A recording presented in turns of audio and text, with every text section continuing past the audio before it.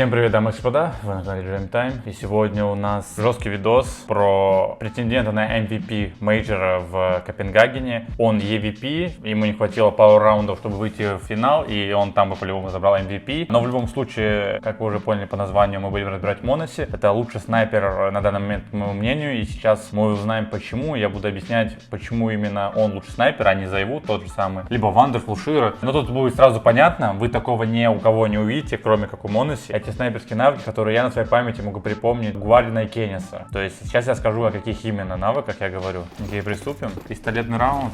А сплит. Понимает, что у него будет по-любому один. Проверен всякий случай, все понимает масс мидл. Играют они против экстатик. Взял я карту Анубис, потому что она, наверное, одна из самых популярных сейчас в пуле. Все люди ее играют.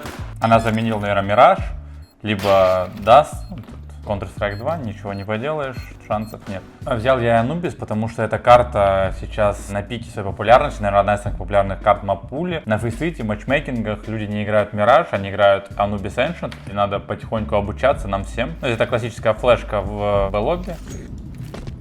И вторая такая добивающая с W, ничего такого нет. Тут не угадали, да. Сейф, следующий раунд. Повтор идет, ну... Мы еще с вами, скорее всего, много раз увидим, как он кидает этот пак. 3 в 2.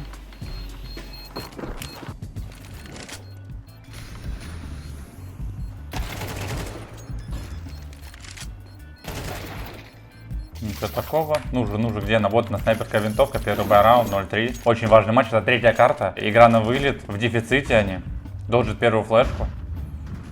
От хита играет, да, получается. Специально стоит и доджит, потому что по-любому у них какой-то есть хит, и он зазумит после того, как этот хит произойдет. Но из-за того, что Некса падает, он понимает, что это, скорее всего, сейф, да, обычный сейф. Так вот, та вещь, которая объединяет его, Гвардина, Кенниса, это то, что он в зуме очень хорошо двигается. То есть он чувствует большую часть своего ковра, и с любой неудобной позиции он готов стрелять, ему удобно. Мало кто обладает данным качеством, особенно с такой сенсой. 2. Еще в зуме ты идешь, очень сложно перекладывать руку, быть в фокусе, грамотно останавливаться, но вот он единственный, кто это может сделать. Ни Зайву, ни Шира, они не способны, знаете, идти вперед.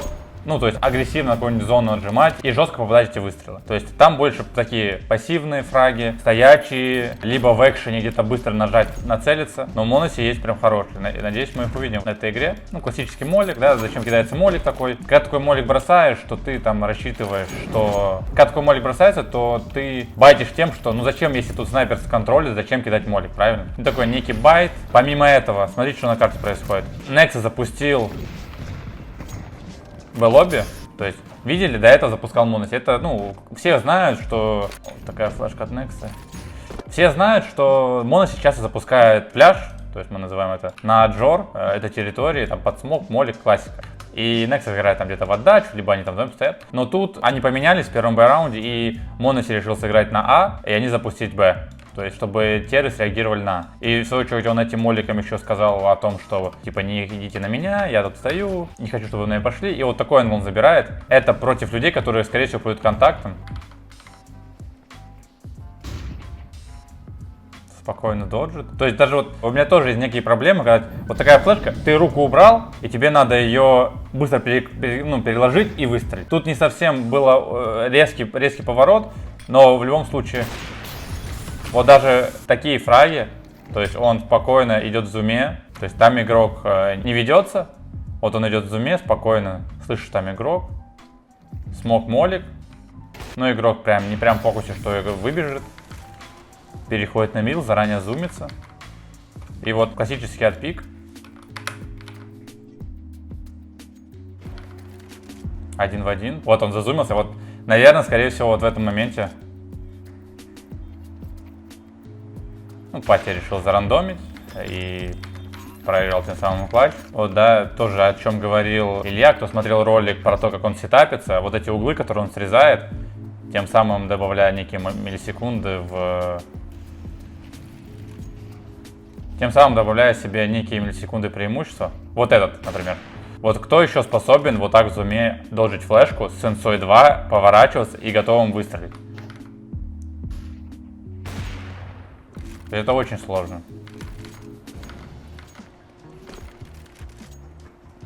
информация, понимание всей ситуации, осознание ее. То есть убивает мидл, понимает, что там бомба где-то пытается пробежать, убивает ее. 2 в 2. Ну и вот такие повороты мышкой, это, конечно... Не скажу, что он всегда готов на 100% и попадает, но 80% выстрелов с таких ситуаций у него жесткие. То есть среднему снайперу, ну тут невозможно было попасть, пацаны, это КС-2. Сами понимаете, тут кем бы ни был Монусе, тут без шансов.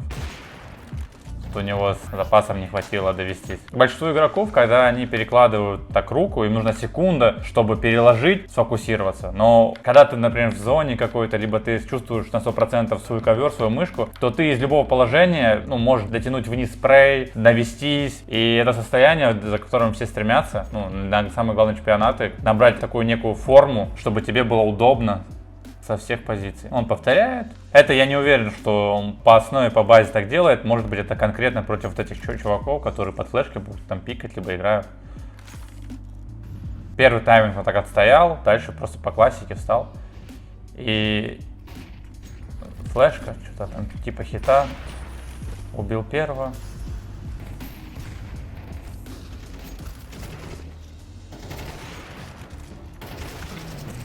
Тут фраги в целом выглядят типа жестко, но второй килл был не тяжелый.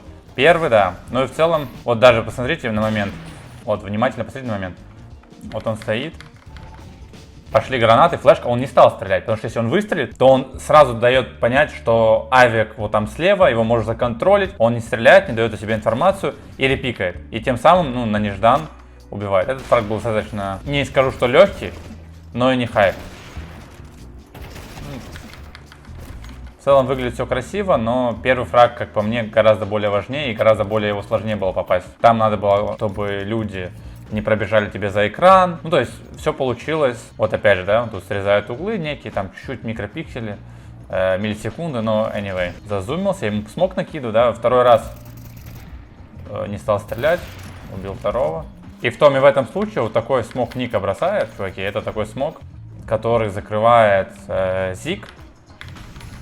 И вот этот спот, где по упору ты стоишь. Тем самым под него можно аркадить и так далее. Установил первого. Разбил и сразу убежал. От мид перетяжки. То есть, смотри, тут идет в целом Б-сплит. Да, там два игрока хотели упасть с мидла. Два с пляжа уже раскидывают гранаты. И тут их затыкают. И тут два варианта. Либо они будут долго играть на А, либо они пойдут там Т-спаун какой-то очень долго, либо они тянутся на мидл. Монуси это понимает. Типа на Б в целом сейф за то, что смог 10 секунд еще будет. Можно прийти и сыграть от мидла.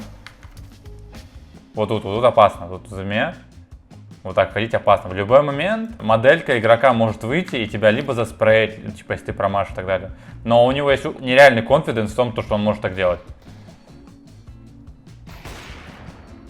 То есть вот это для меня гораздо более сложный фраг, чем то, какие он до этого дал.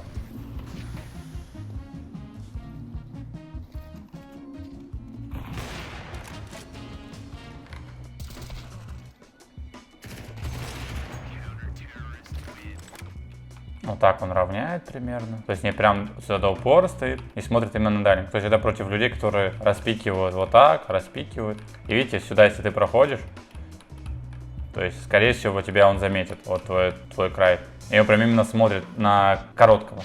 То есть это конкретно против людей, которые стараются распикивать. И когда человек будет распикивать эту зону, он его должен увидеть. И обычно, то есть там не по дальней распикивает, а подходит и вот так. Тут на хит 2 в 2. 2 из 2 идет вот сюда напрямую, отпикивает и контролит слева. Бомба упала.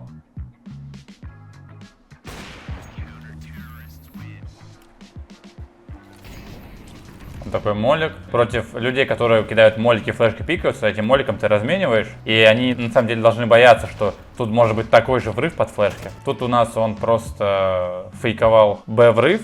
И от этого они мид рвались. И вот он тут один остался. И в целом у него все это время вот тут мог чел быть. Но он от него не играет. Наверное, какая-то информация была. Вот тут он начал от него играть, скинул смог.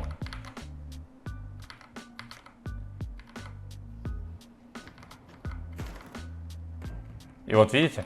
То есть не просто так я озвучил, это вот так вот ходить. Так он сидит, плюс-минус по ближней. А тут он полностью заменился с игроком. Б-выход. Вот тоже, да. Достаточно опасная стяжка через middle, потому что человек все же может срезать. Но он тут в целом не боится, не играет от нее, не боится. Вот этот вырыв классический, который они делают, и на первом бае они на него фейковали. Флешка раз, флешка два. И взял, соответственно. Кон, чел вышел на шифте.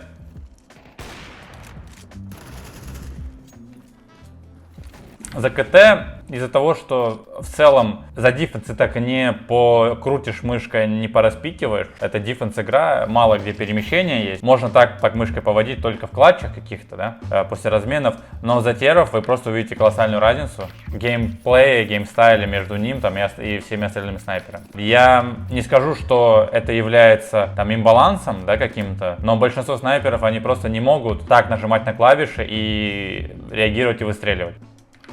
Вот, пистолет брал. Тут байпистик. Мид распикал игрок.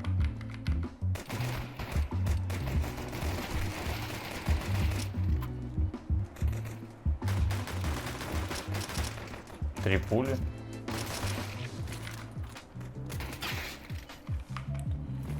Окей, первый бай-раунд, смотрим.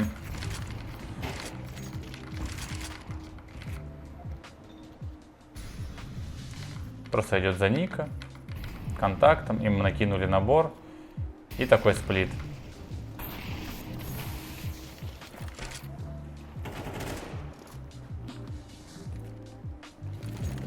Молик, смог камера.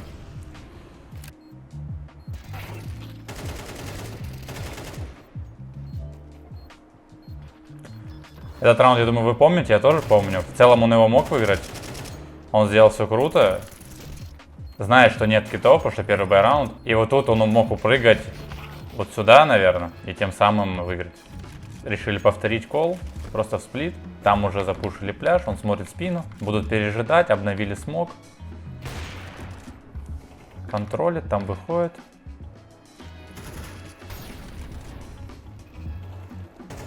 Ну, игрок со спины, его читать невозможно, наверное. Он возьмет право, и тут игрок слева. И в целом у него был шанс, но... Скаут. То есть тоже это один из немногих игроков, который может позволить себе взять скаут на снайпере. АВП и так сейчас достаточно слабый девайс, не говоря уже о скауте, но у него есть уверенность, что он там хитанет, да, вот здесь на самом деле. Он берет и репикается с авиком, хотя авику надо попасть одну пулю, тебе две. И вот пошел в зуме, закидка Б. Хитанул. Причем он вышел, видите? То есть вот так идти. Достаточно хорошо вышел. Если бы он с первого его не убил бы, могли бы быть проблемы. А Саладар, видите, сразу смотрит, да? То есть отличие какое. Моно с излаком, этот раунд мы скипнем. А, нет, раунд выиграли, кстати, да. Это был очень важный раунд на экономику. 2Б. Убил в бок. Снайпер без армора, убил его. 4 в 2.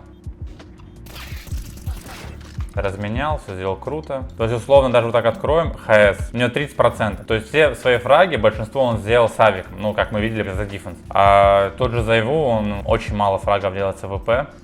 Контроль. Это все в зуме, не отпускает. Я бы 1000 раз уже зарезумился, тут ничего не слышно. Скорее всего, радиус зума где-то вот так. И поэтому можно заходить, бегать, прыгать, зумиться. Но, типа, ему удобный. Ну, тут бэхит. То есть, кому интересно вот эти гранатки, смог 9, молик, получается, фер и флешки. 4 в 2.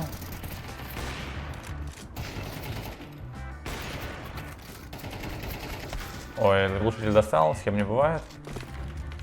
Контролит Б, вот так он стоит по упору, это зачем сделано? Это сделано для того, чтобы вот этой штукой ты доджишь хоть какие-то флешки, да, то есть верхние, которые могут прилететь, и тем самым убиваешь. То есть план не меняется, через middle игра, геймплан, так я так понимаю. Распикали, ник этот красный, и вот он допикал.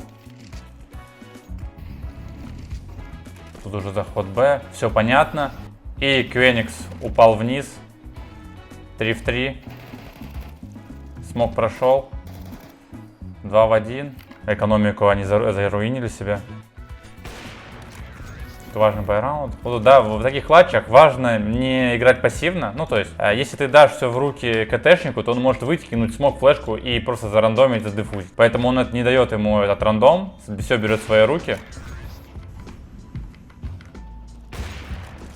Вот я сколько смотрю, я убеждаюсь в том, что невозможно попасть по типу на широком. Сейчас фраги с АВП, они берутся за счет неуклюжей игры КТ, которые неправильно нажимают на клавиши, либо за счет позиционирования, то есть где-то брать нестандартные углы, за счет того, что там уверенности какой-то, где-то ты чуть левее берешь, как он, допустим, в темке, да, вот взял, вот здесь, то есть на распике. Если бы он классически стоял снизу, то он попадает под зону распика и умирает. Но если он берет чуть правее и играет от классического распика, он его убивает. Но это работает на про-игры, где ты понимаешь, где, как, что ожидать от игроков. На фейсите, ребята, я не знаю, что вам могу посоветовать, там полнейший рандом, поэтому где-то я на своих стримах говорю часто, что, блин, но это невозможно прочитать. Такая микра, она как бы рандомная. Он проиграет в распике, наверное, 9 из 10 любому другому споту, но конкретно против каких-то спотов на майнгеймсе это будет работать. Вот опять же тут распик.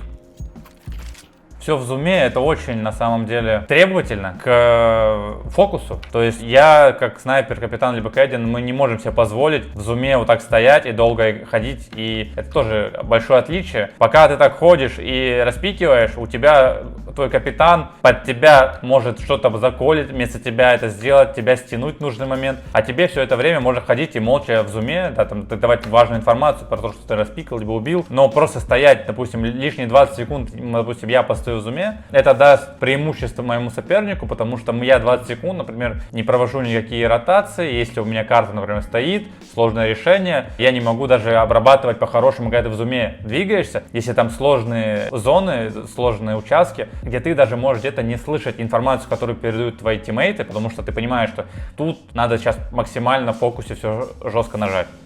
Клатч. Ой, вовремя заметил спину.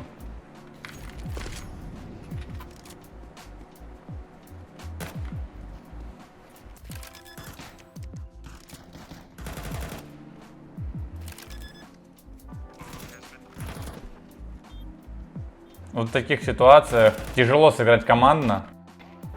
Ну так вот, подводя итог, ребята, как по мне, очень специфичный плейстайл у него, и мне всегда интересно наблюдать за этим, потому что какие-то вещи я сам не смогу исполнить, но там фишечки с позиционированием, прицела, передвижением, где какими-то детальками, где он может где-то срезать, где-то запрыгнуть, где-то задолжить флешку какую-то, мне всегда приятно это смотреть. Многому я у него учусь, то есть относительно других снайперов, как я уже до этого говорил, очень много фишечек у него. Недаром он на снайпере играет 1.40, там 1.35, 1.30. Это очень жесткая вещь сейчас в CS2. Мало кто себе может позволить это, будучи снайпером. Поэтому, ребята, надеюсь, что вам понравилось. Ставьте лайки, подписывайтесь на канал. У нас очень много игроков. Пишите, кого мне разобрать. Может быть, MVP Major GL, может быть, Зайву, Донков. Я люблю супер талантливых людей. Я люблю у них учиться. Надеюсь, вы тоже. Всем пока.